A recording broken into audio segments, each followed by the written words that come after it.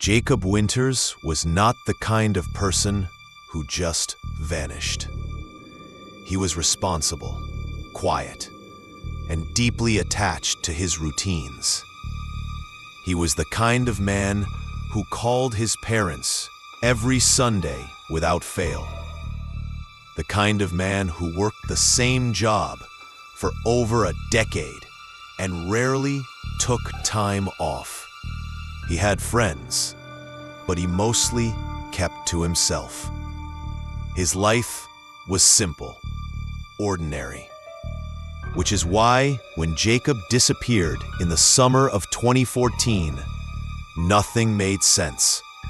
He was 29 years old, working as a mechanic in the small town of Fairview, Indiana.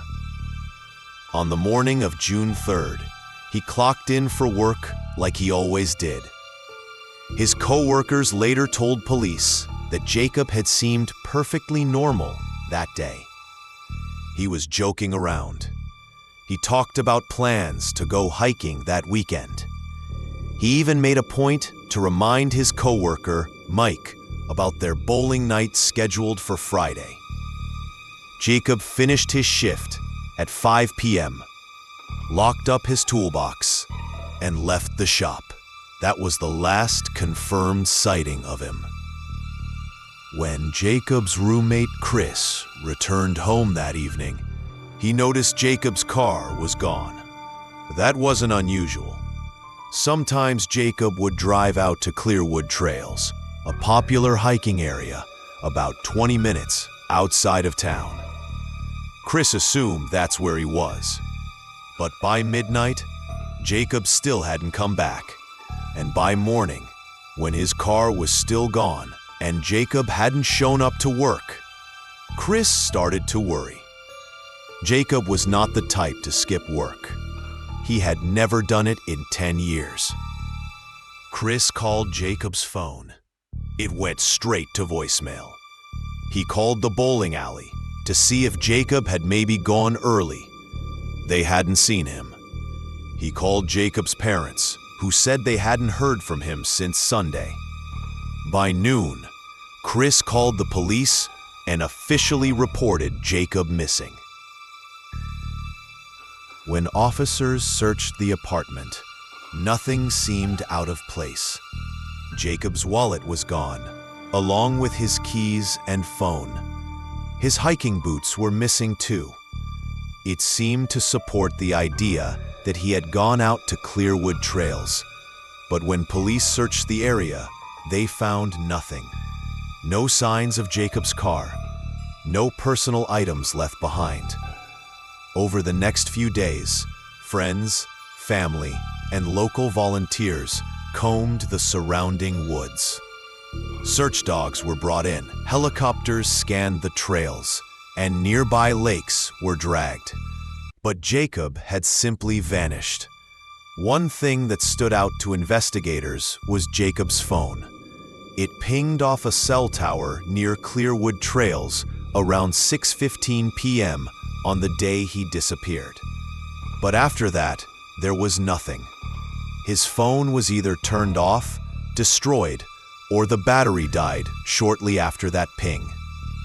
Police questioned hikers who had been in the area that evening, but no one reported seeing Jacob.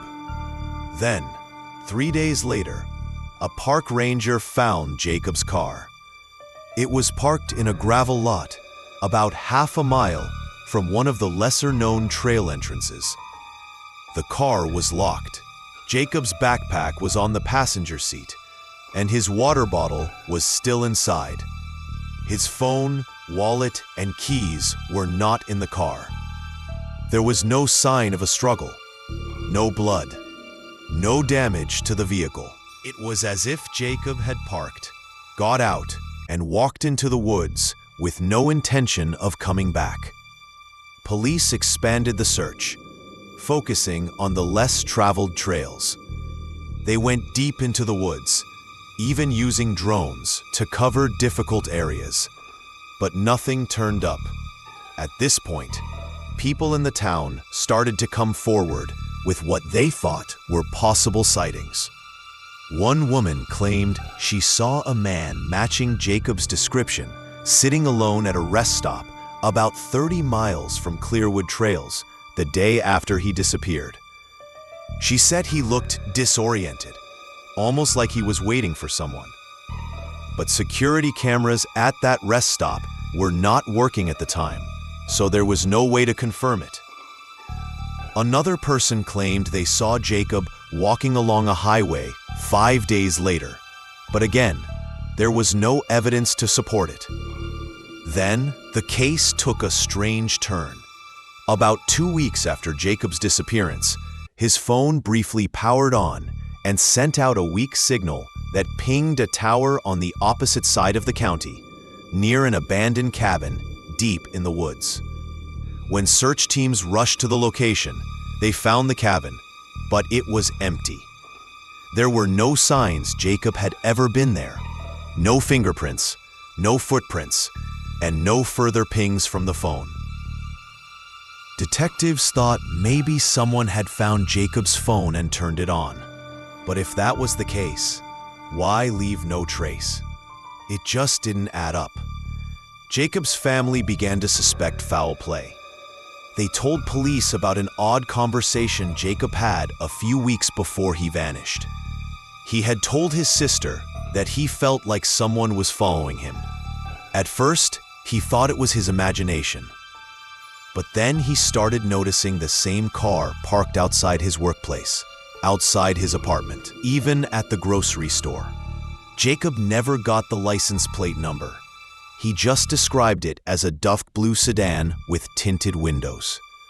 When police tried to track down any vehicle matching that description, they found nothing. No other witnesses reported seeing it. No surveillance cameras picked it up near Jacob's usual spots. Then, there was one more strange clue. A woman who frequently hiked Clearwood Trails came forward and said that in the weeks leading up to Jacob's disappearance, she noticed a man who would sit in the same car for hours near the trail entrances. She said it was a dark blue sedan with tinted windows. When asked to describe the man, she said he always wore a baseball cap pulled low, and she could never get a clear look at his face. Police could never identify him. Over the years, the case went cold. Jacob's family kept pushing for answers. They hired private investigators, put up billboards, and held public searches long after the police stopped. In 2019, 5 years after he disappeared, another possible lead surfaced. A local hunter found an old, weathered backpack deep in the woods, about 4 miles from where Jacob's car had been parked. Inside the backpack were some torn clothes, an empty water bottle, and a wallet containing Jacob's ID. Forensics confirmed it was Jacob's backpack, but oddly, there was no sign of the phone, no keys, and no remains. There were no signs that the backpack had been dragged by animals. It looked like it had been placed there. Police resumed the search, but once again, Jacob was nowhere to be found.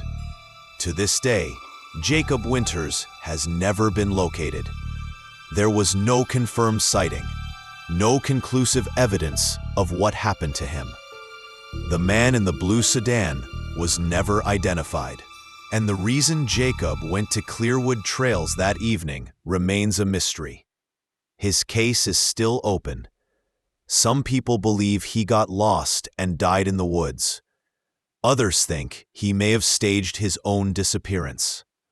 But Jacob's family believes he was taken, and they believe the man in the blue sedan is still out there. Sometimes the scariest thing isn't what you find, it's what you don't.